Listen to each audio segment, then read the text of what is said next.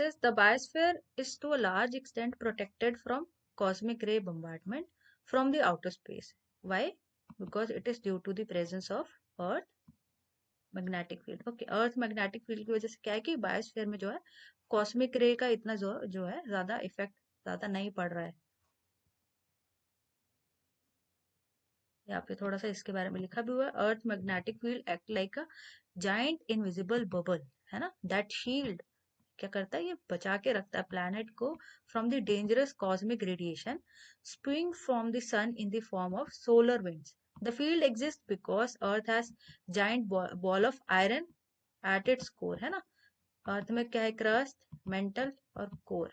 और कोर में हमें क्या मिल रहा है, आयरन मिल रहा है, जिसकी वजह से क्या है, मैग्नेटिक फील्ड जनरेट हो रही है, surrounded by the outer layers of molten metal. And now changes in the core temperature and earth rotation boil and swell the liquid metal around in the outer core creating magnetic field lines. अब क्या है कि जो वहां पे temperature है ना और जो अर्थ रोटेशन हो रही है उसकी वजह से क्या है कि जो हमारा लिक्विड आउटर कोर है उसमें क्या है कि मैग्नेटिक फील्ड जो है जनरेट होती है उसकी वजह से. तो इसका हो गया answer D. Next is which of the following graph depict the decay in radioactive parent isotope and growth of radiogenic daughter. Radio activity decay होता है, इसमें क्या होता है कि पेरेंट से क्या होता है, डॉटर प्रोडक्ट बनते हैं, जैसे कि हमने पढ़ा होगा SMND, है ना, समेरियम, न्यूडेनियम, पोटेशियम, आर्गन, है ना. तो ये क्या है, ये पेरेंट हो जाता है सेमेरियम, यूरेनियम क्या हो जाता है, डॉटर. तो अगर इसका हम ग्राफ देखें तो उसकी वेरिएशन कैसे होगी, इसमें क्या है, पेरेंट ऐसे हो रहा है, डॉटर डिक्रीज हो रहा है, नहीं. इसमें क्या है कि पेरेंट की कंसेंट्रेशन डिक्रीज हो रही है एंड डॉटर की इंक्रीज हो रही है. थर्ड इज इसमें डॉटर का डिक्रीज हो रहा है, पेरेंट भी डिक्रीज हो रहा है.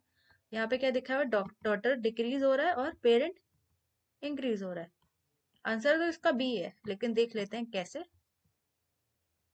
देखो, जब भी यहाँ पे हम नंबर ऑफ आइसोटोप प्लॉट करते हैं और यहाँ पे हाफ लाइफ, है ना, तो क्या होता है, इस ग्राफ में हमें ये दिख रहा है कि पेरेंट की जो है डिक्रीज हो रही है कंसेंट्रेशन एंड डॉटर की इंक्रीज हो रही है. ऐसे ही होता है. देखो यहाँ पे क्या है, 16 पेरेंट है और 16 डॉटर है. तो क्या होगा कि फिर यहाँ पे 8 पेरेंट रह गया, 8 डॉटर रह गया. फर्स्ट हाफ लाइफ जब हुई है ना, फर्स्ट हाफ लाइफ, फर्स्ट, उसके बाद जब सेकेंड हाफ लाइफ में हुई तो वहां पे 4 पेरेंट्स रह गए और 12 डॉटर बन गई, है ना, सेकेंड हाफ लाइफ में. थर्ड हाफ लाइफ में क्या हुआ, थर्ड वाले में क्या हुआ कि 2 parents 14 daughter. And fourth half life में क्या हुआ, 1 पेरेंट 15 डॉटर. तो इसमें क्या है कि डॉटर का नंबर इंक्रीज हो रहा है और पेरेंट का क्या हो रहा है, डिक्रीज हो रहा है.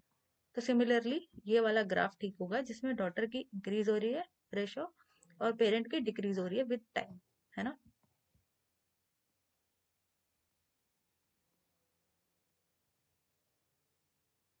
Okay. So which of the following mass extinction event in the geological history is associated with the conspicuous iridium anomaly, है ना.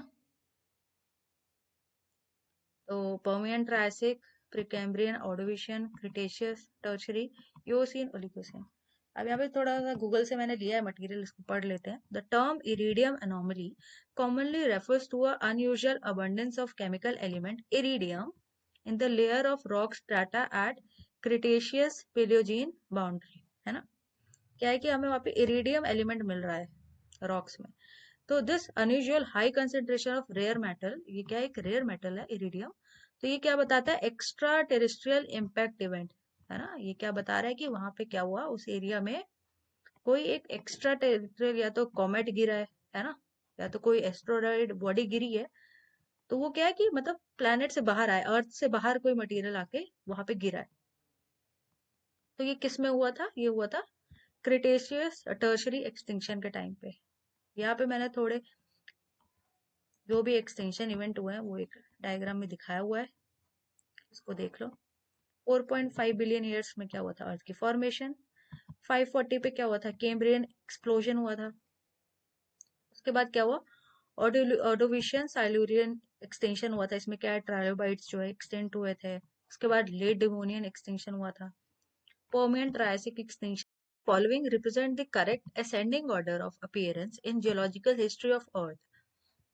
So the history of Earth is very long है. We know that it is Earth is 4.5 billion years ago. उसकी age है, according to the finding of latest research. So, however, no more than half of this immense span of time has been characterized by the evolution of living organisms. Through chemical reaction on the shores of the very early rivers of sea, the first tiny one-celled organism known as protist probably discovered, है ना, developed. तो पहला, सबसे पहला कौन सा organism discover किया गया था? इट वाज प्रोटिस्ट, है ना, हमने बायोलॉजी में पढ़ा होगा 11th-12th क्लासेस में, प्रोटिस्ट थे. So as the generation passed, life increased in variety, okay, and complexity, and higher kind of organism evolved. First there were soft body creatures like sponges, jellyfish, है ना. तो सबसे पहले क्या था कि सॉफ्ट बॉडीड एनिमल्स थे जिसके ऊपर कोई प्रोटेक्टिव लेयर या फिर शेल्स नहीं होते थे, तो वो थे स्पॉन्जेस, जेलीफिश. उसके बाद क्या हुआ, जैसे जैसे इवोल्यूशन हुई उनकी, तो उनके स्ट्रक्चर की कॉम्प्लेक्सिटी बढ़ी एंड उनके ऊपर एक protective shells I. And after this came a sequence of backbone animals, और जिनकी बैकबोन होती है उनको वर्टिब्रेट्स बोलते हैं, represented in the ascending order by fishes, amphibian, reptile and mammals. तो इसका आंसर क्या है? ए. सबसे पहले फिश आए, then amphibian, reptiles and mammal. Okay,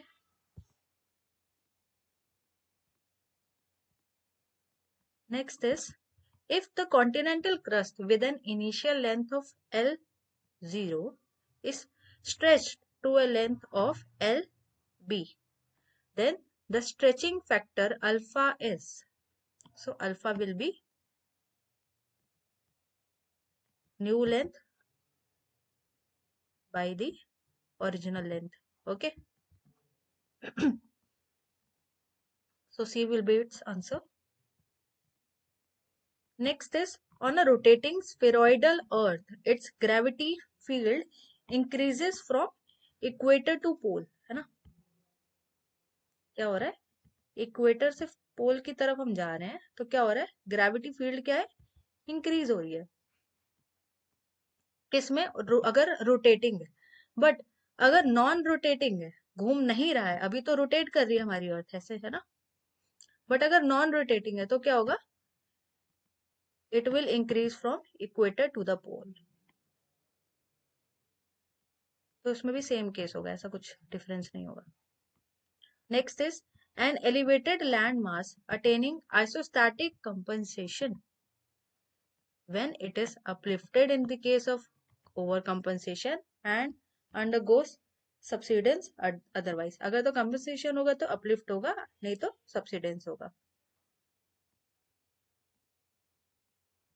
Next is, if the earth were to have twice its present radius, है ना, suppose अभी उसका radius r है, बट अगर उसका radius 2r हो जाए, 2r हो गया, बट उसके मैग्नेटाइजेशन में कोई चेंज नहीं हुआ, तो magnetic field at any latitude would be, so it will be same as its present value because it does not depend, it will not depend on the radius. Next is, tsunami are most likely to be generated when richer scale magnitude of earthquake are. So we all know that tsunami, they are caused by the earthquake, है ना. The hard rock surface of the earth or the crust is made up of plates, we all know that move on the top of liquid rock layer underneath, है ना. Asthenosphere के ऊपर जो है lithospheric plates है, दे float, है ना. So this is the idea behind the theory of plate tectonics. So scientists measure the strength of earthquake using an instrument called seismograph. seismograph की हेल्प से क्या है, स्ट्रेंथ पता लगाते हैं कि अर्थक्वेक की क्या, मतलब क्या इंटेंसिटी है. So the strength or magnitude of an earthquake is designated with the numeric ranking on the Richter scale. Richter scale से हम क्या पता लगाते हैं, मैग्नीट्यूड अर्थक्वेक का कैसा है, जो कि 0 से 10 के बीच में लाई करेगा.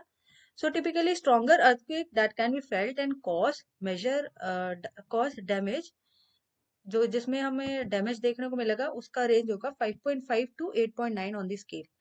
So an earthquake measure greater than 8 on the Richter scale will cause tsunami. So answer will be greater than 8 under the ocean will cause tsunami.